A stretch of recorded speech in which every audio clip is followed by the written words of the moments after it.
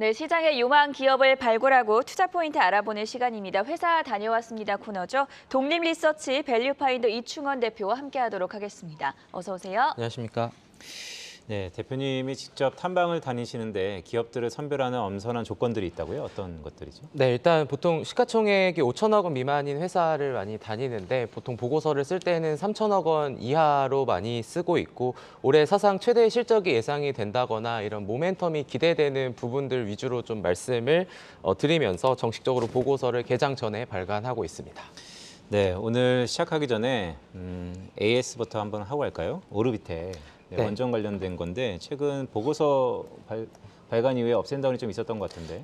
네, 일단 지난주 수요일에 나와서 오르비텍을 말씀을 드렸을 때에는 워낙 시장이 좋지는 않았지만 그날 장 마감 후에 이제 EU에서 텍소노미 관련해서 이제 원전 얘기가 나오면서 그 다음 날 한 20%대 급등을 하고 나서 지금 그 자리를 유지를 하고 있는데요.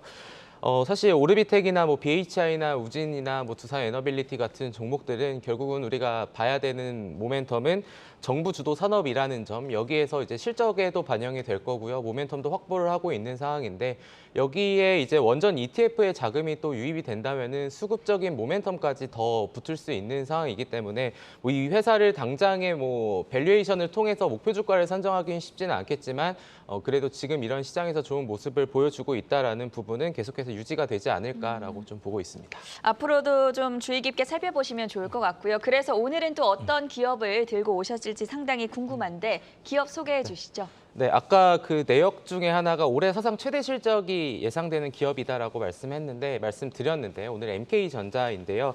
사실 이 회사는 3월 30일에도 보고서를 냈었는데 사실 저희가 좋은 기업이다라고 해서 보고서를 써서 다 주가가 올라가면 좋겠지만 이런 시장의 영향이나 개별적인 이슈로 하락하는 경우도 있잖아요. 근데 MK전자 같은 경우에는 보고서를 다시 쓴 이유가 뭐 개별적인 악재는 없는데 시장이 밀리면서 같이 밀렸다라는 측면에서 업데이트로 좀 준비를 했고요.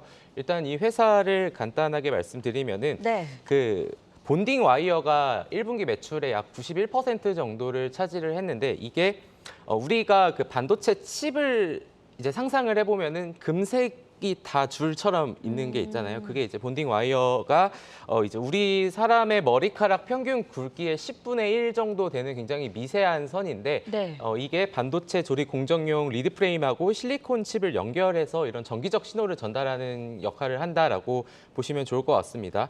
이 본딩 와이어 시장은 전 세계 3개 정도 기업이 이제 과점을 하고 있는데 동사가 일단 지난해 기준 약 26% 정도로 전 세계 글로벌 MS 1위를 차지하고 있는 그런 상황이고 중국에도 법인을 설립하고 굉장히 공격적으로 진입한 결과 마찬가지로 지난해에서도 MS 1위를 중국 시장에서 차지한 것으로 좀 파악이 되고 있습니다. 그리고 이거 외에도 이제 플립 칩 기술이라는 게 있는데 이거는 매출 비중이 1분기 기준 4% 정도밖에 되지는 않지만 솔더블이 칩과 기판을 연결해주는 역할을 하는 것이다라고 보시면 될 것 같거든요. 그래서 이 회사가 이런 기술력을 바탕으로 반도체 메모리, 비메모리 그리고 오사트 업체까지도 한 140여 곳의 고객사를 확보를 하고 있는 그런 상황이니까 최근에 반도체 업황이 좋지 않다 하더라도 굉장히 일단은 유심히 봐야 되는 부분이 아닐까라고 좀 말씀을 드리겠습니다. 네, MK전자 매출 비중을 보니까 머리카락 굵기의 10분의 1, 초미세군요. 이게 네. 한 90%를 차지하네요. 네. 그렇다면 주요 고객사 현황은 좀 어떤가요? 네. 일단은 제가 말씀드린 그 비중은 별도 기준이고요. 사실 이 회사의 연결로 보면 지난해 9,580억 원을 달성을 했는데 이 회사의 이제 지분으로 이제 한국 토지 신탁을 갖고 있어가지고 일단은 그런 부분을 좀 감안을 해주시고요. 주요 고객사는 메모리 쪽으로는 삼성전자, SK하이닉스가 있고요. 뭐 차량용 반도체나 이런 오사트 업체로는 우리가 잘 알고 있는 온세미 컨덕터 그리고 이제 텍사스 인스트루먼트 같은 회사 우리가 다 알만한 회사들을 고객사를 일단은 보유를 하고 있는 그런 상황입니다. 여기에 삼성 SDI와 함께 해외 공동 특허도 취득했다고 하던데 좀 수혜가 예상이 되죠? 네, 2019년도에 삼성 SDI하고 실리콘계 응급제 관련 해외 공동 특허를 이제 취득을 하면서 레퍼런스를 확보를 하고 있는데요. 올해 4월부터 7개 업체한테 의뢰를 받아서 3개월간 지금 테스트에 들어갔다고 합니다.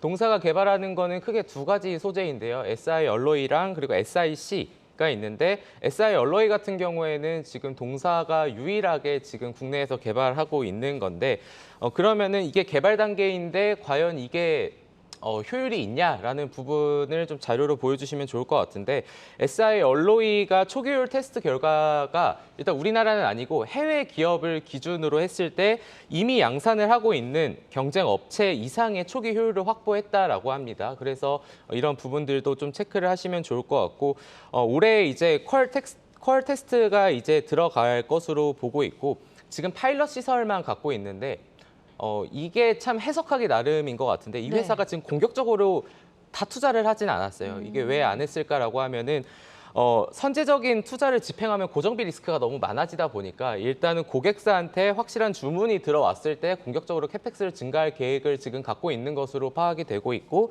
그래서 퀄 테스트 단계를 진입을 하고 내년도에 양산 계획을 목표로 하고 있기 때문에 지금 당장에 뭐 매출이 거의 발생하고 있지 않기 때문에 뭔가 2차 전지 소재, 응급제 관련주로 부르기에는 좀 아직은 좀 시기상조이긴 하지만 그래도 지금 사업적으로는 잘 진행이 되고 있다 정도로 보시면 될 것 같습니다. 네, 퀄 테스트가 내년 양산 계획이 좀 목표이군요. 네. 네, 마지막 질문 좀 드리겠습니다.